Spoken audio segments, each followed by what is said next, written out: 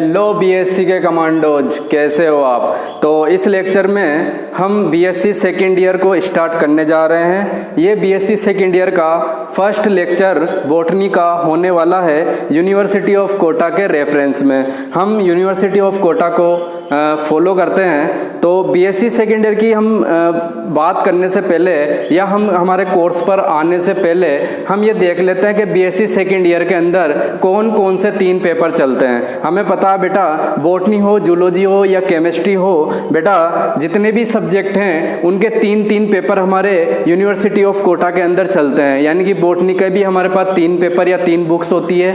इसी प्रकार केमिस्ट्री के अंदर भी हमारे पास 3 बुक्स या अपन कह सकते हैं कि 3 पेपर होते हैं, ठीक है। इसी प्रकार से जूलॉजी के अंदर भी अपनी 3 बुक्स चलती है। टोटल अपन को 9 बुक्स पढ़नी होती है। तो जैसे बीएससी फर्स्ट ईयर में आप लोग 9 बुक्स पढ़ के आए साइंस की, इसी प्रकार से सेकेंड ईयर में भी अपन को 9 बुक्स का ही अध्ययन करना है। तो अपन बॉटनी को स्टार्ट करने से पहले ये देख लेते हैं, थोड़ा सा जानकारी होना चाहिए कि हमारे बॉटनी में सेकेंड ईयर की जो बॉटनी है उसमें कौन कौन से पेपर चलते हैं और हमें क्या क्या पढ़ना, यानी कि थोड़ा सा सिलेबस को डिस्कस कर लेते हैं। पूरा जो सिलेबस है वो पीडीएफ की फॉर्म में आपके लिए ग्रुप में डाल दिया जाएगा, या फिर इस वीडियो के अंदर इस यूट्यूब पे जब ये वीडियो डलेगा तो यूट्यूब के डिस्क्रिप्शन बॉक्स में आपको पीडीएफ की लिंक आपको मिल जाएगी, ठीक है बेटा। तो बॉटनी का जो सेकेंड ईयर का जो सिलेबस है वो पूरा सिलेबस आपको प्रोवाइड करवा दिया जाएगा। तो थोड़ा सा हम सिलेबस को स्टडी कर लेते हैं, थोड़ा सा समझ लेते हैं, है ना। संक्षिप्त में अपन यहाँ पर सिलेबस को समझेंगे। तो अपन के पास 3 पेपर चलते हैं बेटा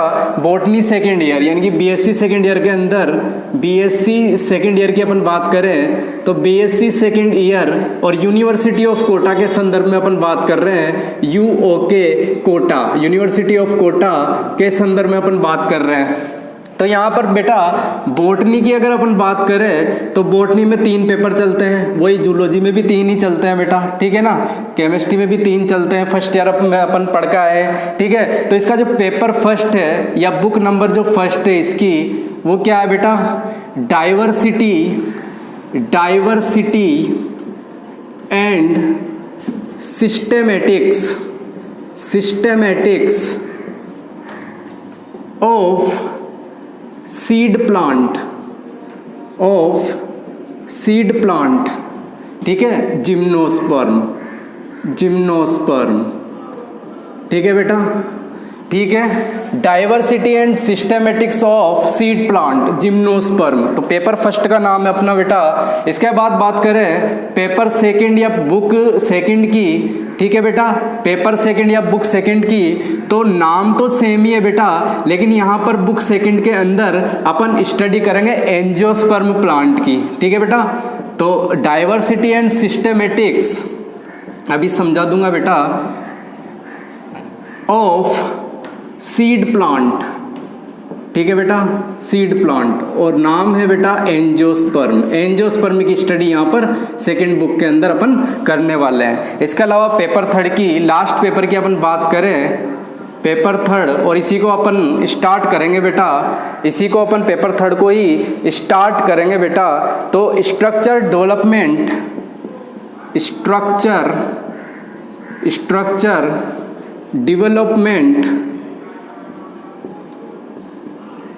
and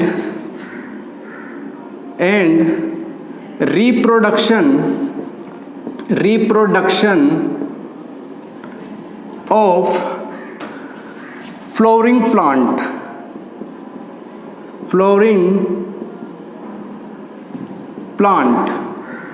तो यहाँ पर बेटा ये 3 बुक्स हमारे बीएससी सेकेंड ईयर बॉटनी के अंदर यूनिवर्सिटी ऑफ कोटा के संदर्भ में चलती है। Diversity and systematics of seed plant gymnosperm, ठीक है। Diversity and systematic of seed plant second book का नाम है एंजियोस्पर्म अपन पढ़ेंगे, और पेपर थर्ड का नाम है structure development and reproduction of flowering plant, ठीक है। ये अपना पेपर थर्ड है और हम बॉटनी में पेपर थर्ड की ही स्टार्टिंग अभी करने वाले हैं बेटा। तो यहाँ पर क्या है बेटा, आप जानते हैं कि जब अपन बीएससी फर्स्ट ईयर को पढ़ रहे थे तो अपन ने वहां पर थैलोफाइटा की स्टडी कर ली थी बेटा। किसकी स्टडी कर ली थी? थैलोफाइटा की स्टडी कर ली थी। इसके अतिरिक्त हमने ब्रायोफाइटा भी पढ़ लिया था, इसके अतिरिक्त हमने टेरिडोफाइटा भी पढ़ लिया था। बेटा अपन जानते हैं कि जो प्लांट किंगडम होता है, क्या होता है बेटा, प्लांट किंगडम यानी कि पादप जगत होता है।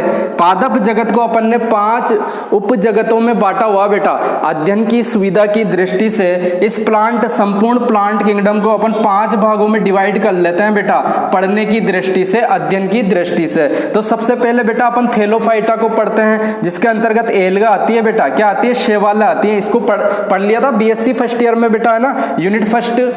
अपन क्या बात करते हैं जैसे कि, सॉरी यूनिट फर्स्ट नहीं, सॉरी अपन बुक फर्स्ट की जब बात करें तो बुक फर्स्ट के अंदर अपन एल्गा को पढ़ लेते हैं। इसके अलावा बेटा आता है ब्रायोफाइटा, इसके बाद आता है टेरिडोफाइटा, और इसके बाद जिम्नोस्पर्म और एंजियोस्पर्म। यानी कि बेटा प्लांट किंगडम को 5 सब किंगडम में अपन बांटकर स्टडी इसकी की जाती है बेटा, ठीक है ना। तो थैलोफाइटा, ब्रायोफाइटा, टेरिडोफाइटा, इन तीनों को तो अपन ने कहां पर पढ़ लिया था बेटा, इन तीनों को तो अपन ने पढ़ लिया था फर्स्ट ईयर के अंदर, बीएससी फर्स्ट ईयर के अंदर अपन ने टेरिडोफाइटा तक पढ़ लिया था।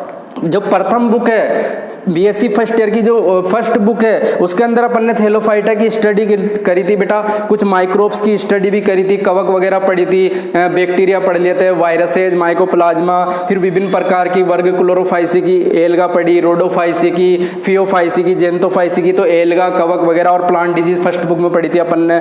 तो वहां पर अपन ने थैलोफाइटा का अध्ययन कर लिया था। ब्रायोफाइटा और टेरिडोफाइटा बेटा जो सेकेंड बुक है फर्स्ट ईयर की, बीएससी फर्स्ट ईयर की, उसके अंदर अपन ने ब्रायोफाइटा और टेरिडोफाइटा की स्टडी कर ली थी। और इसी के साथ अपन ने पेलियोबोटनी, है ना, जीवाश्म विज्ञान की भी वहां पर स्टडी की थी। तो सेकंड बुक के अंदर ब्रायोफाइटा और टेरिडोफाइटा अपन ने पढ़ लिया था। अब अपन बेटा क्या होता है कि जब सेकंड ईयर में आते हैं तो बचा क्या है, जिम्नोस्पर्म और एंजियोस्पर्म बच रहा है, ठीक है। तो ये जिम्नोस्पर्म और एंजियोस्पर्म की स्टडी अपन बीएससी सेकंड ईयर के अंदर करते हैं। तो बेटा ये बीएससी सेकंड ईयर का ही तो देखो ना, इसके अंदर जिम्नोस्पर्म की एक पूरी बुक है बेटा, देखो ना, पेपर जो है पूरा एक पेपर जो बुक नंबर फर्स्ट है वो जिम्नोस्पर्म की है बेटा। अब इस बुक के अंदर डाइवर्सिटी का मतलब होता है विविधता, यानी कि विभिन्न प्रकार के जिम्नोस्पर्म की स्टडी अपन करेंगे। और सिस्टेमेटिक्स, प्लांट की क्लासिफिकेशन को अपन वर्गीकरण को सिस्टेमेटिक्स के नाम से जानते हैं बेटा। तो यहाँ पर वर्गीकरण करेंगे, यानी कि इसका वर्गीकरण करेंगे। तो जिम्नोस्पर्म प्लांट का वर्गीकरण होगा। जिम्नोस्पर्म बहुत सारे प्रकार के होते हैं, तो उनमें विविधता देखने को मिलती है। विभिन्न प्रकार के जिम्नोस्पर्म प्लांट है, कुछ प्रिमिटिव टाइप के यानी कि आदिम प्रकार के जो जिम्नोस्पर्म प्लांट होते हैं उनकी भी स्टडी इसके अंदर, इस पहली जो बुक है अपनी प्रथम जो बुक है उसके अंदर की जाएगी। इसके अलावा कुछ जिम्नोस्पर्म जो प्लांट है उनको भी अपन यहाँ पर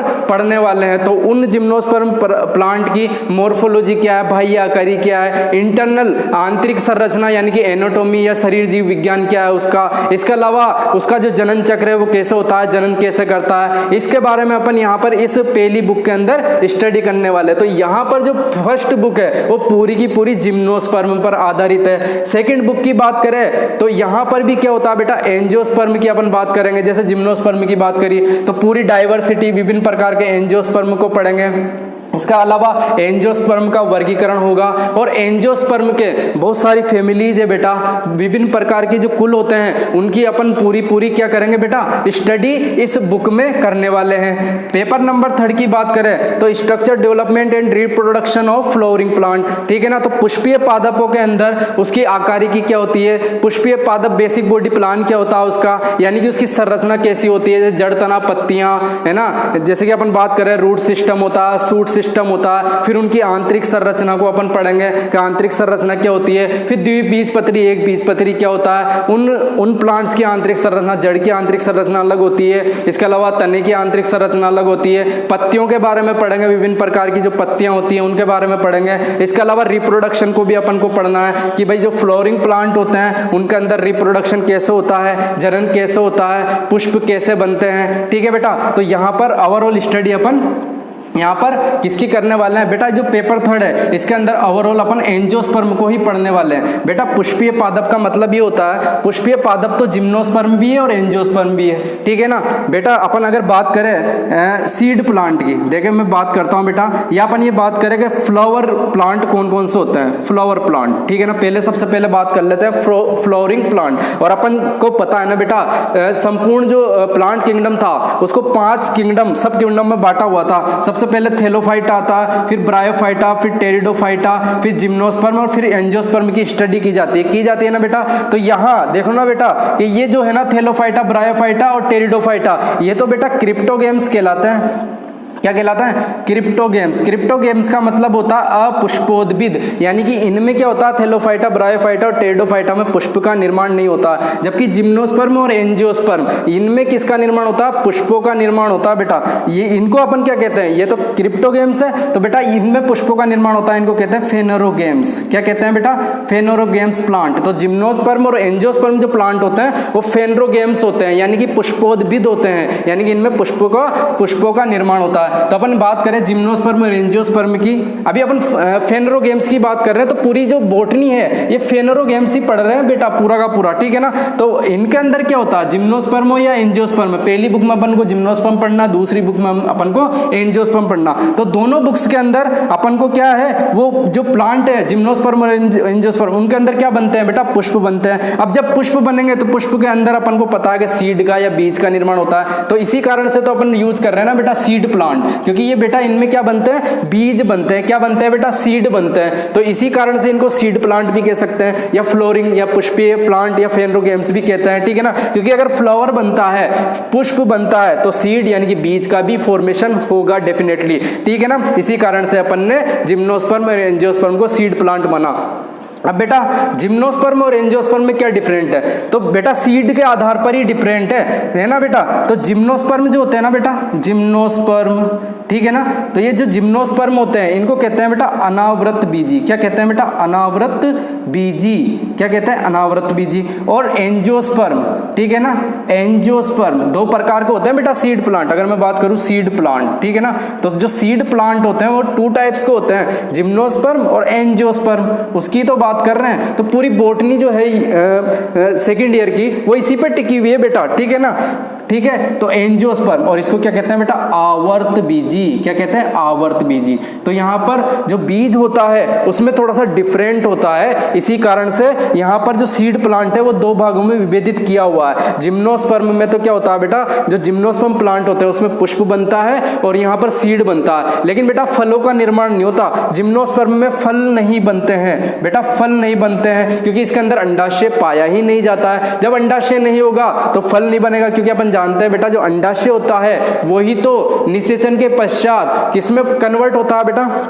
अंडाशय निषेचन के पश्चात फल में कन्वर्ट होता है, जबकि जो बीजांड होता है अंडाशय के अंदर वो बीजांड निषेचन के पश्चात, फर्टिलाइजेशन के पश्चात किसमें कन्वर्ट होता है? बीज में, सीड बनाता है। तो बेटा यहाँ पर फल पाया ही नहीं जाएगा, ठीक है ना, फल पाया नहीं जाएगा, तो इनके जो बीज होंगे वो अनावृत होंगे, यानी कि किसी भी भित्ति के द्वारा क्या होंगे? कवर्ड नहीं होंगे, ठीक है ना, ढके हुए नहीं होंगे। जब ढके हुए नहीं होंगे तो ऐसे प्लांट क्या कहलाते हैं? इसी आधार पर ऐसे प्लांट्स को अपन ने कहा है अनावृत बीजी, यानी कि ढके हुए बीज नहीं होते हैं। अगर मैं एंजियोस्पर्म की बात करूं तो बेटा एंजियोस्पर्म जो प्लांट होते हैं इनके अंदर अंडाशय पाया जाता है। अंडाशय पाया जाएगा तो अंडाशय निषेचन के पास कन्वर्ट होकर के, निषेचन के बाद कन्वर्ट होकर के फ्रूट बनाएगा, और फ्रूट के अंदर बीज होते हैं बेटा। एंजियोस्पर्म के अंदर क्या होता है? फ्रूट के अंदर, जैसे कि ये फ्रूट है तो इसके अंदर बेटा बीज पाए जाते हैं। तो बेटा ये जो बीज है वो आवृत हुए ना, किससे आवृत हुए बेटा? पेरिकार्प भी बोलते हैं, इसकी जो भित्तियां होती है ना, फल की भित्ति पेरिकार्प भी बोलते हैं, इनसे आवृत हुए कि नहीं हुए?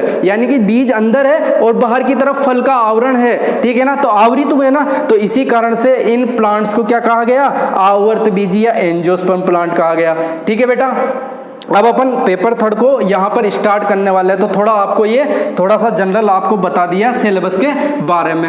अपन बात करेंगे क्योंकि अपना जो पेपर उठाने वाले हैं अपन बीएससी सेकेंड ईयर के अंदर वो पेपर 3 ही उठाने वाले हैं। तो सबसे पहले अपन पेपर 3 की ही बात करने वाले हैं बेटा। किसकी बात करने वाले हैं? पेपर 3 की। बुक नंबर 3 को स्टार्ट करने वाले हैं अपन बीएससी के अंदर सेकेंड ईयर के अंदर, ठीक है बेटा।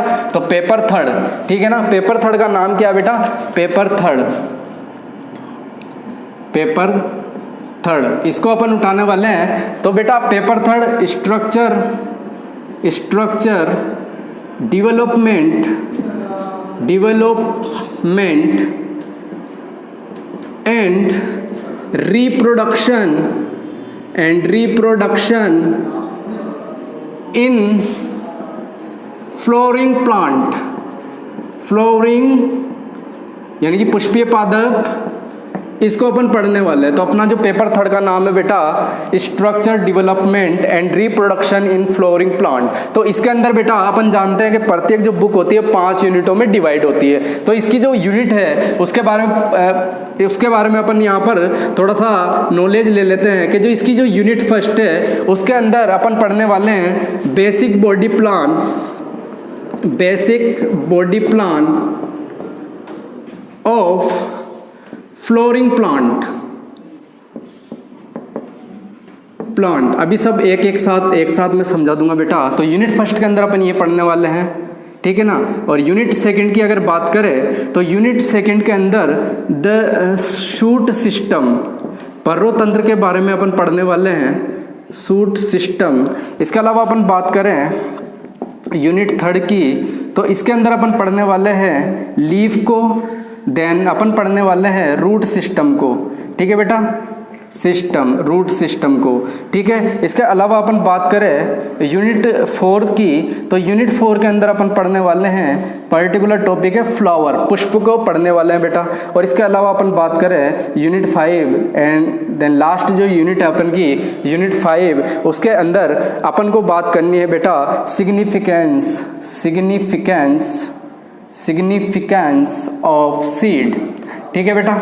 तो यहाँ पर देखो बेटा यूनिट फर्स्ट के अंदर अपन को क्या क्या पढ़ना है, थोड़ा सा मतलब मैं डिटेल में नहीं जाऊँगा बेटा, बस मैं संक्षिप्त में आपको समझा रहा हूँ कि अपन को पढ़ना क्या है ताकि आपके नॉलेज आपके दिमाग के अंदर बैठ जाए। उसके बाद अपन स्टडी स्टार्ट कर देंगे। और बिल्कुल बेटा बिल्कुल अब जो बीएससी सेकेंड ईयर के जो स्टूडेंट है, ठीक है, जो हमसे पढ़ रहे हैं वो अच्छे से तैयार हो जाए बेटा पढ़ने के लिए। ये फर्स्ट वीडियो है, अच्छे से शुरू से ही अच्छे से पढ़ना है अपन को बेटा, ठीक है ना। क्योंकि अपन नॉलेज के लिए पढ़ते हैं बेटा, किसके लिए पढ़ते हैं, नॉलेज के लिए। अपन को पेपर में मार्क्स नहीं लाने हैं ज़्यादा, टेंशन मतलब मार्क्स ही सब कुछ नहीं होता है। हमारे जो नंबर्स होते हैं, मार्क्स होते हैं, वो सब कुछ नहीं होते हैं, वो तो वैसे ही आ जाएंगे जब आप पढ़ाई कर लोगे अच्छे से। हमें कंपटीशन फाइट करना है, ठीक है बेटा। इस सोच को अपने पास रखो कि हम नॉलेज प्राप्त करने के लिए पढ़ रहे हैं बेटा। बीएससी है ना, बीएससी कोई सा भी आप पेपर दे रहे हो, सिलेबस जो होता है साइंस का आधा सिलेबस बीएससी का कैरी होता है बेटा। तो बीएससी वेरी आईएमपी होती है, इसलिए आप बीएससी को हल्के में न ले और अच्छे से इसकी पढ़ाई करें। क्योंकि बेटा 11th 12th और बीएससी आधा आता है, ठीक है। थोड़ा सा डिफरेंट हो सकता है माइनर, लेकिन बराबर ही आता है, ठीक है ना, ठीक है। तो हम बात करते हैं basic body plan of flowering plant. तो पहली यूनिट है, इसके अंदर बेटा अपन को क्या पढ़ना है कि भाई जो पुष्पीय जो पादप होते हैं। अब सबसे मेन यहाँ पर जो बात कहने वाला हूँ वो ये है कि पुष्पीय पादपों के अंदर अपन को मेनली एंजियोस्पर्म पढ़ना। वैसे तो जिम्नोस्पर्म भी पुष्पीय पादप है, लेकिन जिम्नोस्पर्म के संदर्भ में नहीं पढ़ना, क्योंकि जो विकसित प्रकार का फ्लोरिंग प्लांट है, सबसे ज्यादा विकसित जो प्लांट है वो एंजियोस्पर्मी माना जाता है। तो इसके संदर्भ में अपन बात करेंगे तो एंजियोस्पर्मी की स्टडी करेंगे। तो बेटा बेसिक बॉडी प्लान का मतलब है कि आकारिकी क्या है उसकी, प्लांट जो होता है वो कैसा दिखाई देता है, कितने भागों में बटा होता है, जड़ तना पत्तियां होती है, पुष्प वगैरह होते हैं, तो इनकी स्टडी करेंगे। इसके अलावा जो मॉड्यूलर ग्रोथ होती है वो किस प्रकार से होती है, मॉड्यूलर ग्रोथ को अपन को यहाँ पर पढ़ना बेटा, इंपॉर्टेंट टॉपिक है। तो यहाँ पर जो फ्लोरिंग प्लांट है इसके अंदर जड़ तना पत्तियों की संक्षिप्त में थोड़ा नॉलेज अपन को यहाँ पर लेनी है। इसके अलावा मॉड्यूलर ग्रोथ पढ़नी है, अभिसरण अभिसारिता वगैरह ये भी पढ़ना है अपन को, ठीक है ना बेटा। तो ये अपन स्टडी इसमें कर लेंगे। अब the shoot system unit number 2 है, तो पर्रोतंत्र के बारे में पढ़ेंगे। विभिन्न प्रकार के पर्रोतंत्र होते हैं, इस आधार पर वृक्ष भी या जो ट्रीज होते हैं पर्रोतंत्र के आधार पर विभिन्न प्रकार के होते हैं, ठीक है ना बेटा। जो तना, इसके बाद इसी के अंदर एक टॉपिक और चलता है बेटा हिस्टोलॉजी, यानी कि औतिकी से संबंधित, एनाटॉमी से संबंधित हिस्टोलॉजी, ठीक है ना, औतिकी से संबंधित चलता है, जिसमें अपन विभिन्न प्रकार के टिश्यूज पढ़ेंगे, ठीक है ना बेटा। विभिन्न प्रकार के टिश्यूज पढ़ेंगे, जाइलम फ्लोएम वगैरह ये सब अपन को यहाँ पर पढ़ना बेटा, किसके अंदर, यूनिट 2 के अंदर, है ना। पर्रोतंत्र को भी पढ़ना है और इसके अलावा हिस्टोलॉजी यानी कि औतिकी को अपन को पढ़ना है। इसके बाद अपन बेटा लीफ रूट सिस्टम वगैरह को पढ़ना है बेटा, ठीक है ना, ठीक है बेटा। किसको पढ़ना, लीफ को पढ़ना। तो विभिन्न प्रकार के पत्तियों के विभिन्न प्रकार हो सकते हैं, है ना, पत्तियों की संरचना, है ना, एक बीज पत्री पत्ती, मोनोकोट और डाइकोट पत्तियों में क्या डिफरेंट है उनकी एनाटॉमी के अंदर, तो वो अपन को यहाँ पर पढ़नी है लीफ के संदर्भ में। और लीफ के कौन कौन से रूपांतरण होते हैं, मॉडिफिकेशन होते हैं, या जिसकी वजह से उनके अंदर एडेप्टेशन या अनुकूलन आता है। इसके बाद रूट सिस्टम है, तो रूट की बाह्य आकारी कैसी होती है, रूट के कौन कौन से प्रकार होते हैं, ठीक है ना बेटा। इसके अलावा इसकी आंतरिक संरचना, एनाटॉमी, मोनोकोट रूट और डाइकोट रूट में क्या डिफरेंट होता है उनकी इंटरनल स्ट्रक्चर के अंदर, एनाटॉमी में। इसके अलावा विभिन्न प्रकार के जो रूट्स होती हैं वो भोजन संग्रह के कारण से या कायिक जनन के लिए, ठीक है ना, बहुत सारे मतलब रूपांतरण दर्शाती है, या विशेष कार्यों के लिए। कुछ जड़ें क्या होती है, न्यूमेटोफोर बनाती है, अपन पढ़ेंगे बेटा। कुछ जड़ें वो परवाल भित्तियाँ, किसी में वो गांठें बन जाती है लेग्यूमिनिसिकुल में। तो अलग अलग तरह की चीज़ें अपन यहाँ पर रूट सिस्टम के अंदर रूट के मॉडिफिकेशंस को पढ़ने वाले हैं, ठीक है ना। इसके अलावा बात करें फ्लावर की, तो जो फ्लावर्स होते हैं, फ्लावर्स के अंदर फ्लावर्स की संरचना कैसी होती है, ठीक है ना। फ्लावर्स कितने प्रकार के होते हैं, क्या है क्या नहीं है, सब चीज़ें अपन फ्लावर्स के बारे में इसके अंदर जान लेंगे कि भाई पुमंग क्या होता है, गाइनोसियम क्या होता है। फिर उसके अंदर फिर अपन इसी यूनिट के अंदर रिप्रोडक्शन को भी पढ़ने वाले हैं, किस प्रकार से अंडाशय के अंदर बीजांड होता है। फिर वहाँ पर डबल फर्टिलाइजेशन होता है। उधर अपन बात करें कि पराग कोशों के अंदर पराग कण या लघु बीजाणु भी कह सकते हैं, वो पाए जाते हैं, वो निषेचन करते हैं बेटा। फिर वो विधियाँ होती है प्रकीर्णन की या परागण की, बहुत सारी विधियाँ होती हैं बेटा, ठीक है ना। वो सब चीज़ें अपन इस यूनिट 4 के अंदर पढ़ने वाले हैं बेटा, ठीक है बेटा।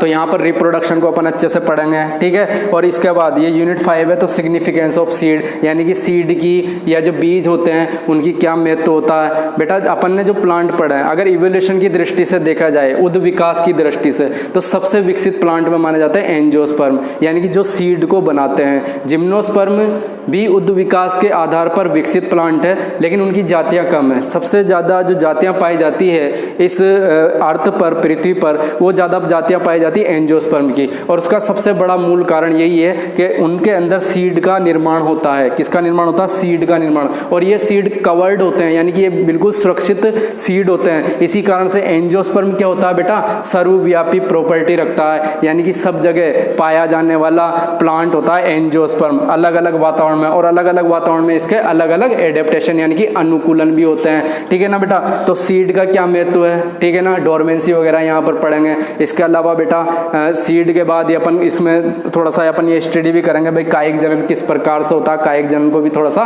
पढ़ लेंगे, ठीक है बेटा। तो ये अपन ने ओवरऑल स्टडी की है बेटा। अपन ने पढ़ा है कि पेपर 3 के अंदर, बुक 3 के अंदर थोड़ा बहुत जाना है कि कौन कौन सी यूनिट है और अपन को क्या क्या चीजें यहाँ पर पढ़नी है। तो बेटा अब अपन स्टार्ट करेंगे सबसे पहली unit, basic body plan of flowering plant. इस यूनिट को अपन स्टार्ट करने वाले हैं, ठीक है बेटा। तो स्टार्ट करते हैं basic body plan of flowering plant, ठीक है बेटा। तो हम पेपर 3 के जो पेपर 3 है बेटा, उसकी यूनिट 1 की स्टार्टिंग अपन करने जा रहे हैं। तो यूनिट 1 का जो नाम है वो भी पहले बता चुका हूँ मैं। यूनिट 1 का नाम है the basic body plan, the basic body plan of flowering plant, flowering plant, ठीक है बेटा।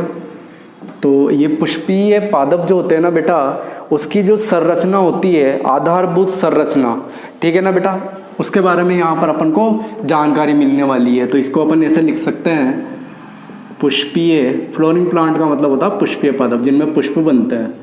पुष्पीय पादपों का या कि आधारभूत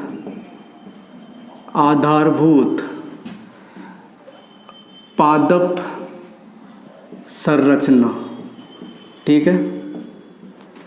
बेसिक बॉडी स्ट्रक्चर भी कह सकते हैं या बेसिक बॉडी प्लान भी कह सकते हैं, ठीक है ना। तो पुष्पीय पादपों की आधारभूत पादप संरचना, यानी कि जो फ्लोरिंग प्लांट होते हैं वो बाह्य आकारिकी में कैसे दिखाई देते हैं, उसके बारे में अपन यूनिट 1 के अंदर पढ़ने वाले हैं। और भी बहुत सी बात है जिसको अपन यहाँ पर पढ़ेंगे।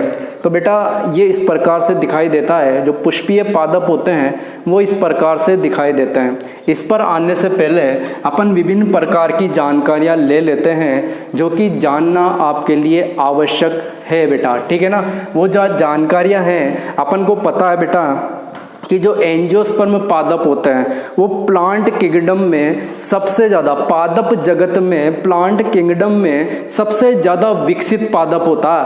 सबसे ज़्यादा विकसित पुष्पीय पादप जो होता है वो होता है एंजियोस्पर्म। ठीक है बेटा, सबसे ज़्यादा विकसित होता है किसकी दृष्टि से? इवोल्यूशन की दृष्टि से, उद विकास की दृष्टि से। हम ये मानते हैं बेटा कि जो थैलोफाइटा थे उनसे ब्रायोफाइटा विकसित हुए होंगे, ब्रायोफाइटा से विकास के क्रम में या बहुत समय पश्चात टेरिडोफाइटा विकसित हुए, फिर टेरिडोफाइटा से जिम्नोस्पर्म बने और जिम्नोस्पर्म से फाइनली एंजियोस्पर्म की प्राप्ति हुई। ठीक है ना बेटा। तो एंजियोस्पर्म जो प्लांट होता है, मैंने पहले ही बता दिया कि जो पेपर नंबर 3 है, हम पुष्पीय पादपों में एंजियोस्पर्म की ही बात करेंगे क्योंकि सबसे विकसित पादप किंगडम है बेटा। या अपन उप किंगडम या सब किंगडम के बारे में बात कर रहे हैं। एंजियोस्पर्म सबसे ज्यादा विकसित पादप होते हैं बेटा। एंजियोस्पर्म प्रकार के या आवर्त बीजी प्रकार के जो पादप समूह होते हैं वो सबसे ज्यादा विकसित होते हैं। अपन अगर बात करें बेटा कुल पादप जातियां कितनी पाई जाती हैं, अगर पूरे अर्थ की बात करें, ठीक है, याद रहना चाहिए बेटा ये आपको ये चीजें। ठीक है ना। तो कुल पादप जातियां कितनी होती है, पूरे अगर अर्थ की बात करें तो कुल जो पादप जातियां होती है बेटा वो लगभग 3,45,000 होती है बेटा। कितनी होती है? 3,45,000 जातियां टोटल हमारी धरती पर पाई जाती है। अब ये 3,45,000 जो जातियां हैं इसके अंदर शैवाले आ गई बेटा, ब्रायोफाइटा आ गए बेटा, ठीक है बेटा, टेरिडोफाइटा आ गया, जिम्नोस्पर्म और एंजियोस्पर्म भी आ गया बेटा। अगर मैं बात करूं एंजियोस्पर्म पादप जातियों की, यानी कि आवर्त बीजी जो पादप होते हैं वो कितने होते हैं, तो एंजियोस्पर्म जो पादप जातियां होती है ना बेटा, पादप जातियां वो लगभग इनसे यहाँ पर 2,60,000, ठीक है ना, जातियां पाई जाती है बेटा अर्थ पर। अकेले एंजियोस्पर्म पादप की कितनी? 2,60,000 जातियां इस धरती पर पाई जाती है और टोटल पादप जातियां कितनी है? 3,45,000। तो आप समझ ही गए होंगे कि एंजियोस्पर्म सर्वव्यापी है और सबसे ज्यादा मात्रा में पाया जाने वाला पादप समूह है बेटा। ठीक है ना। अगर मैं जिम्नोस्पर्म की बात करूं कि जिम्नोस्पर्म कितने पाए जाते हैं, तो बेटा जिम्नोस्पर्म में देखने वाली बात होगी कि ये विकसित तो है, विकसित है इवोल्यूशन की दृष्टि से ये विकसित है बेटा। ठीक है ना, क्योंकि थैलोफाइटा सबसे कम विकसित, फिर ब्रायोफाइटा उनसे ज्यादा, फिर टेरिडोफाइटा, फिर जिम्नोस्पर्म ज्यादा विकसित है और फिर एंजियोस्पर्म उनसे भी ज्यादा विकसित है। तो विकास का क्रम है बेटा कि जो थैलोफाइटा है उनसे ज्यादा विकसित है ब्रायोफाइटा, ब्रायोफाइटा से ज्यादा विकसित है टेरिडोफाइटा, टेरिडोफाइटा से ज्यादा विकसित है जिम्नोस्पर्म और जिम्नोस्पर्म से ज्यादा विकसित है एंजियोस्पर्म पादप। बेटा एंजियोस्पर्म सबसे ज्यादा विकसित पादप है। लेकिन आप यहां पर देखोगे कि जो जिम्नोस्पर्म है बेटा उसकी केवल 700 से 750 जातियां ही पाई जाती है। ये देखने वाली बात है बेटा। कितनी जातियां पाई जाती है? 700 से 750। और ये चीजें याद करना बेटा, जो यहाँ पर जो डेटा लिख रहे हैं ना अपन, इनको भी याद करना। तो जिम्नोस्पर्म की 700 से लेकर के 750 जातियां लगभग पाई जाती है। अब आप कहोगे सर के जिम्नोस्पर्म तो क्या होता है बेटा? जिम्नोस्पर्म तो विकसित है ना, एंजियोस्पर्म से तो थोड़ा कम विकसित है, लेकिन ये विकसित होने के बावजूद भी इसकी इतनी कम जातियां पृथ्वी पर पाई जाती है। और अगर अपन ओवरऑल देखें तो सबसे कम जातियां जिम्नोस्पर्म की ही पाई जाती है, यानी कि शैवाल की जातियां भी ज्यादा है, ठीक है ना, ब्रायोफाइट्स भी ज्यादा और टेरिडोफाइट्स भी ज्यादा, लेकिन जिम्नोस्पर्म की जातियां सबसे कम है। क्या बेटा? जिम्नोस्पर्म की जातियां सबसे कम है। हुआ ये था बेटा कि जिम्नोस्पर्म जो प्लांट होते हैं उनके अंदर पुष्पीय लक्षणों का और अधिक विकास हुआ और जिम्नोस्पर्म पादप अचानक से एंजियोस्पर्म पादपों में कन्वर्ट हो गए बेटा, बहुत तेज गति से।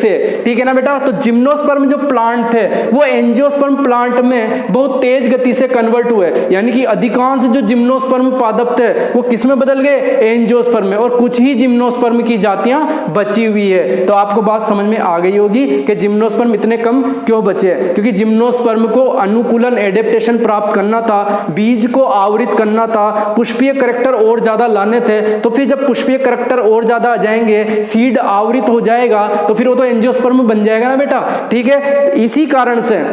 इसी कारण से एंजियोस्पर्म जो प्लांट होता है उसका फैलाव ज्यादा है। अपन आगे पढ़ेंगे बेटा इन चीजों को सबको, ठीक है ना। अभी तो जानकारी के लिए कि भाई ये 700 से 750 जातियां जो होती है वो जिम्नोस्पर्म की है और सबसे कम जाती है, सबसे सबसे कम है ये, ठीक है ना, सबसे कम। अगर ओवरऑल पादपों में बात करें तो सबसे कम पादप जाति किसमें पाई जाती है? सबसे कम पाई जाती है बेटा जिम्नोस्पर्म में, और सबसे ज्यादा एंजियोस्पर्म में। तो बेटा फ्लोरिंग प्लांट ये दोनों के दोनों, क्योंकि इनमें किसका निर्माण? पुष्पों का निर्माण होता है, फेनरोगेम्स है। तो इनमें ही बात कर ले तो फेनरोगेम्स के अंदर ही बात कर ले तो जिम्नोस्पर्म की सबसे कम जातियां और एंजियोस्पर्म की सबसे ज्यादा जातियां। ओवरऑल भी बात करें तो जिम्नोस्पर्म की सबसे कम और एंजियोस्पर्म की सबसे ज्यादा पादप जातियां पाई जाती है। आधे नंबर में क्वेश्चन बहुत ज्यादा बार पूछा गया बेटा। क्या क्वेश्चन है बेटा?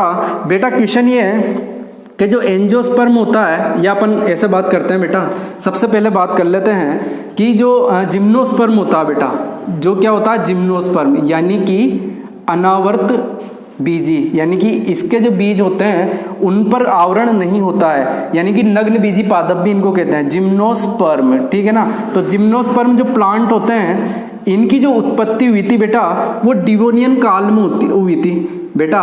पेलियोबोटनी बीएससी फर्स्ट ईयर के अंदर पेपर नंबर जो सेकंड था, बुक नंबर जो सेकंड थी, जिसके अंदर अपन ने ब्रायोफाइटा और टेरिडोफाइटा पढ़ा था, उसके साथ साथ अपन ने जीवाश्म विज्ञान पढ़ा था। और जीवाश्म विज्ञान के अंदर अपन ने क्या पढ़ी थी बेटा? टाइम स्केल पढ़ी थी, ठीक है ना। टाइम स्केल याद होगा, महाकल्प और काल वगैरह, ठीक है ना। तो डिवोनियन काल आपको याद आ गया होगा।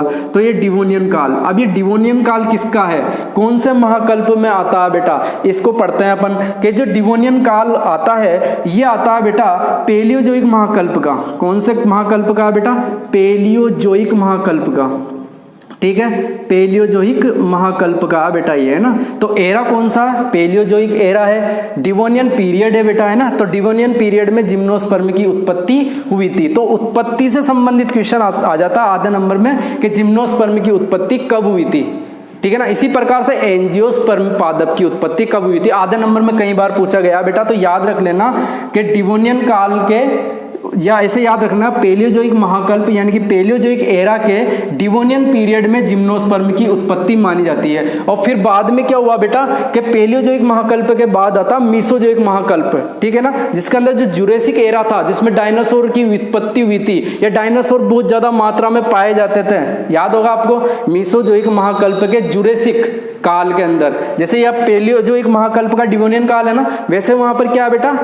मीसोजोइक महाकल्प का जुरेसिक काल, और उसके अंदर डायनासोर बहुत ज्यादा मात्रा में पाए जाते थे, वो डायनासोर का स्वर्ण काल कहलाता था बेटा, जुरेसिक काल। तो होता ही है बेटा कि डिवोनियन काल में जिम्नोस्पर्म उत्पन्न हुए, और जिम्नोस्पर्म मीसोजोइक महाकल्प को इसका स्वर्ण काल माना जाता है। पूरे पृथ्वी पर जिस तरह से डायनासोर फैले हुए थे वैसे ही बड़े बड़े विशाल वृक्षों के रूप में जिम्नोस्पर्म फैला हुआ था, ठीक है ना। जिम्नोस्पर्म पादप फैले हुए थे, लेकिन इवोल्यूशन के चलते चलते ये जिम्नोस्पर्म फिर बाद में क्या हुए?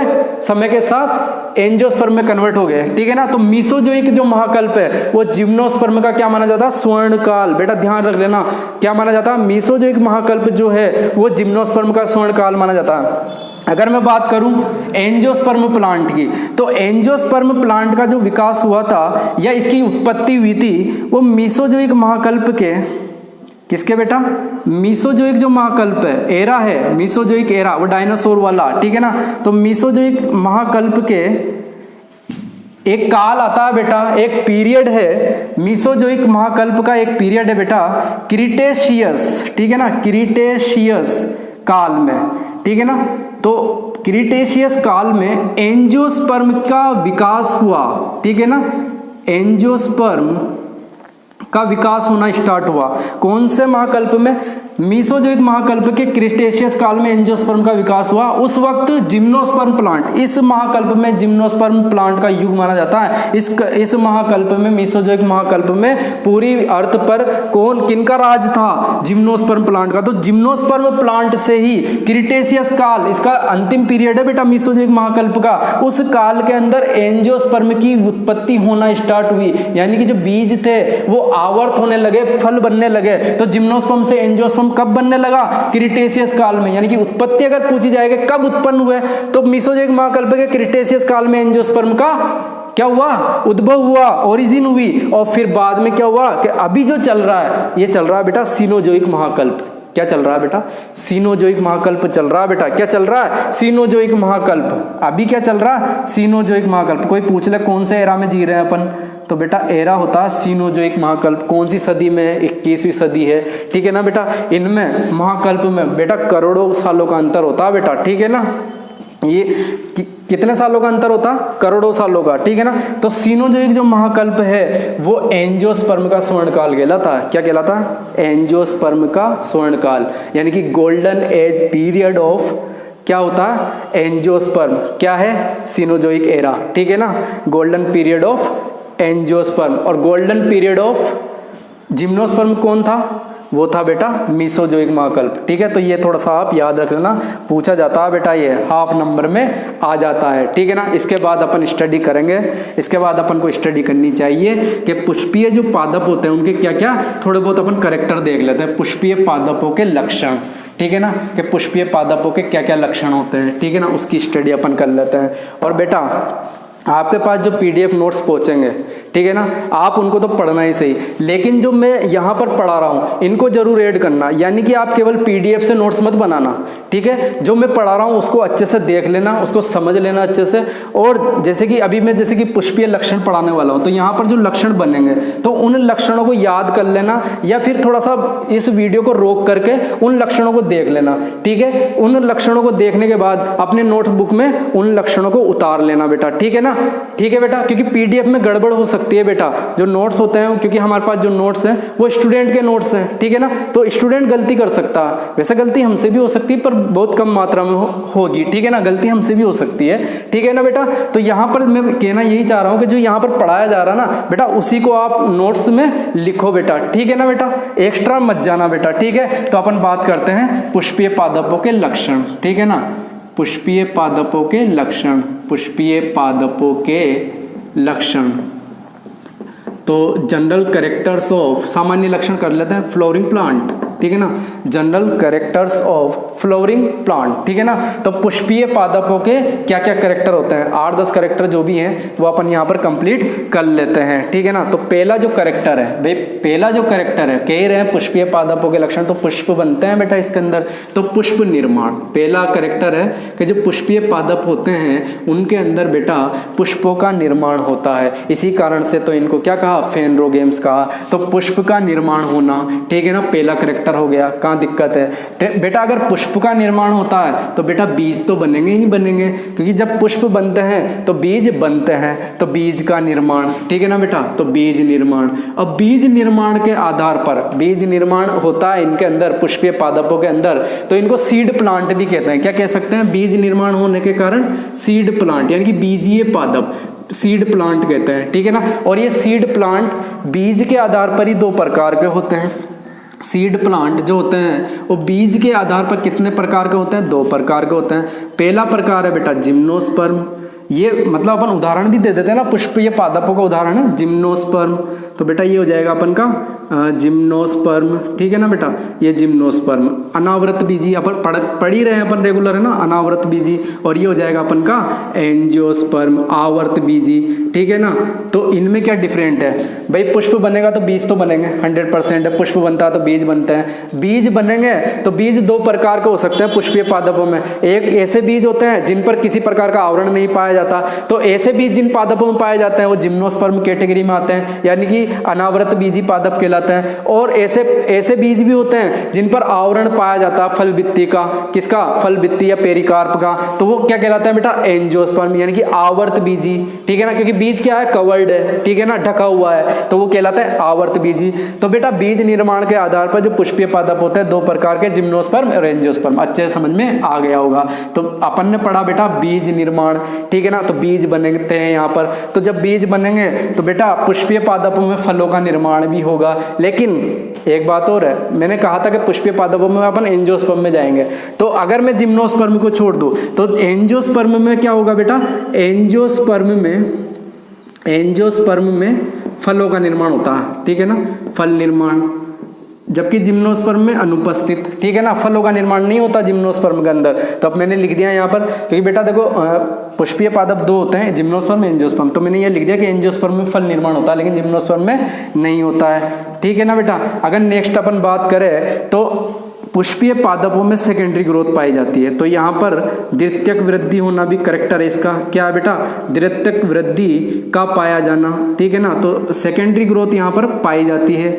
सेकेंडरी ग्रोथ अपन जानते हैं बेटा, जैसे कि वृक्ष वगैरह होते हैं या बहुवर्षीय जो पादप होते हैं उनके तने में और जड़ों में क्या पाई जाती है? सेकेंडरी ग्रोथ पाई जाती है। और अपन ये भी जानते हैं कि जो एंजियोस्पर्म जो प्लांट होता है, हालांकि जिम्नोस्पर्म में भी सेकेंडरी ग्रोथ पाई जाती है, ऐसी कोई बात नहीं बेटा, सेकेंडरी ग्रोथ जिम्नोस्पर्म में भी पाई जाती है, ठीक है ना। एंजियोस्पर्म के अंदर अगर बात करें तो डाइकोटिलीडन में सबसे ज्यादा क्या पाई जाती है? डाइकोटिलीडन में क्या पाई जाती है? सेकेंडरी ग्रोथ पाई जाती है। और मोनोकोटिलीडन के अंदर सेकेंडरी ग्रोथ का क्या होता है बेटा? अभाव होता है। मोनोकोटिलीडन में सेकेंडरी ग्रोथ का क्या होता है बेटा?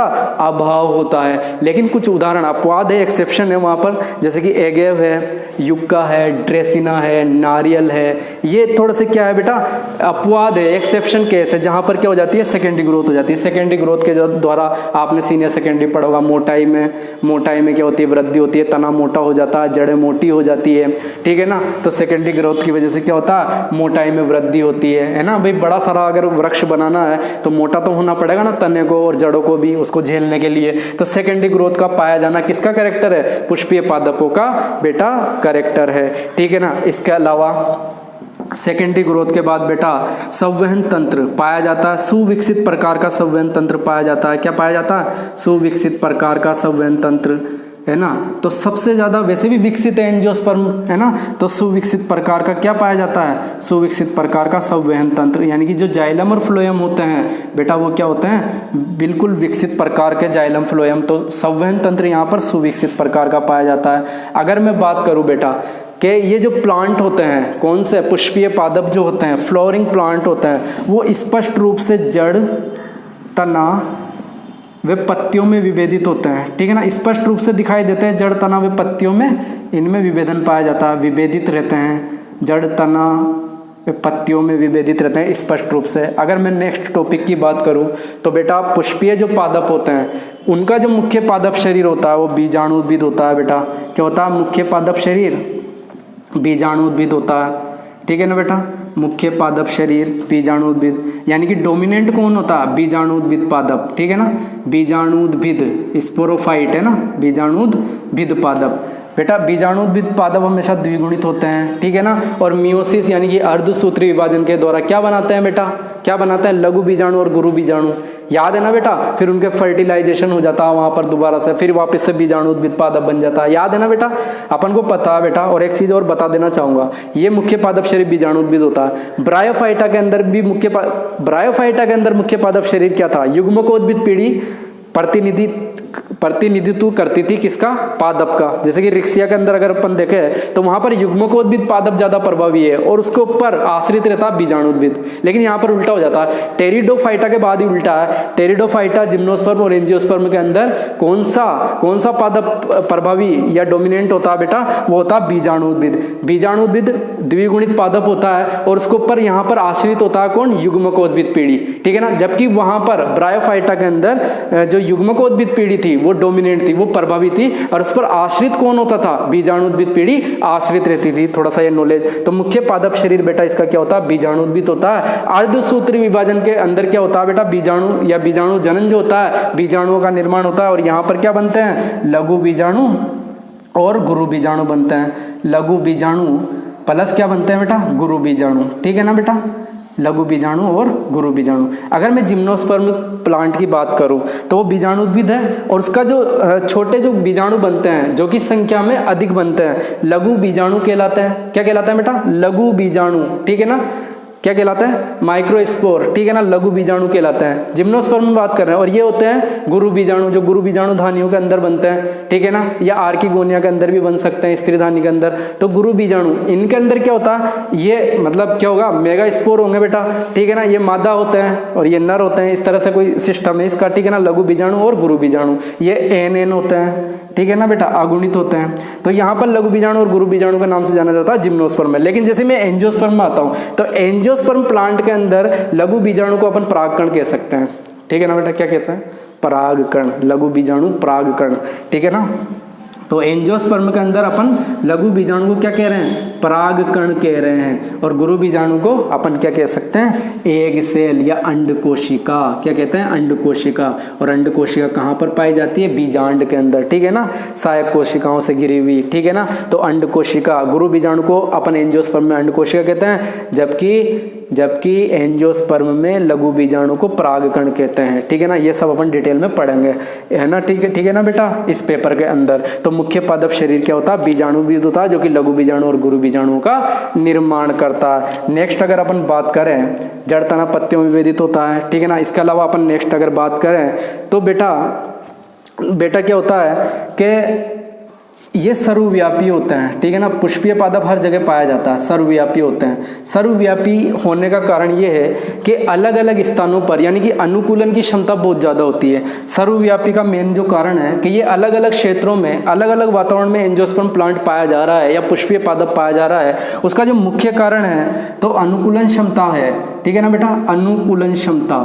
तो अनुकूलन क्षमता इसके अंदर पाई जाती है अधिक मात्रा में। अनुकूलन क्षमता इसके अंदर क्या पाई जाती है, अधिक मात्रा में पाई जाती है बेटा, ठीक है ना। अलग अलग तरीके से देखो बेटा, जैसे कि अपन बात करते हैं मासलोद्भिद या जीरोफाइटिक पादपों की, तो वहां पर देखो पत्तियां अलग अलग तरीके से वहां पर क्या हो जाती है, विकसित हो जाती है, पत्तियां कांटों में रूपांतरित होती है, जिससे वाष्पोत्सर्जन कम हो जाए। तो वो बहुत सारे अनुकूलन है, जलीय पादप होते हैं तो उनके पर्सनल अनुकूलन है, उसको भी अपन पढ़ते हैं, ठीक है ना। तो सर्वव्यापी होने का कारण है एक तो अनुकूलन क्षमता का पाया जाना और एक बीजों का निर्माण, ठीक है ना। सर्वव्यापी होने का कारण है बीजों का निर्माण, ये भी है बेटा, क्योंकि बीज जो होते हैं ना बेटा, वो कहीं पर भी जा सकते हैं जल के माध्यम से, कहीं पर भी वो क्या हो सकते हैं, फैल सकते हैं। फैलाव, ये जातियों का फैलाव इतना कैसे हुआ कि एंजियोस्पर्म की जो जातियां हैं 2,60,000 है बेटा, ये फैलाव कैसे हुआ, इतना फैलाव कैसे हुआ एंजियोस्पर्म का, बीज के कारण से। क्योंकि बीज कहीं पे भी ले जाए जा सकते हैं, ठीक है ना बेटा, ले जाए जा भी सकते हैं और प्राकृतिक रूप से भी फैल सकते हैं, ठीक है ना। और उन बीजों के अंदर,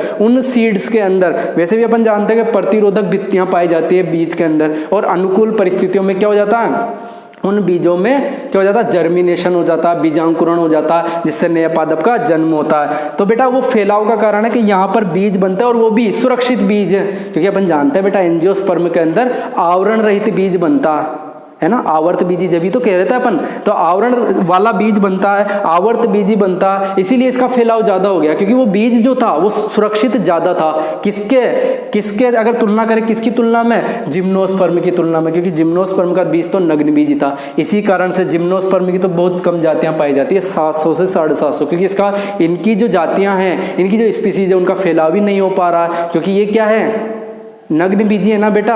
और जबकि एंजियोस्पर्म में आवरण पाया जाता है, सुरक्षित कोट पाया जाता है, वहां पर सुरक्षित भित्तियां पाई जाती है फल के रूप में, फल भित्ति के रूप में, इसलिए इसका जाति जो छितराव है या डिस्ट्रीब्यूशन है स्पीसीज का, वो क्या है बेटा, ज्यादा है, ठीक है ना बेटा। तो ये सर्वव्यापी होते हैं, ठीक है बेटा। और ये सब अपन ने किसके अंतर्गत पढ़ा, पुष्पीय पादपों के लक्षणों के अंदर। आई होप कि ये जो अपना जो लेक्चर है ये आपको समझ में आ गया होगा। इसके बाद अपन पुष्पीय पादप का जो बेसिक बॉडी प्लान है उसको स्टडी करेंगे अगले लेक्चर में, ठीक है बेटा। धन्यवाद।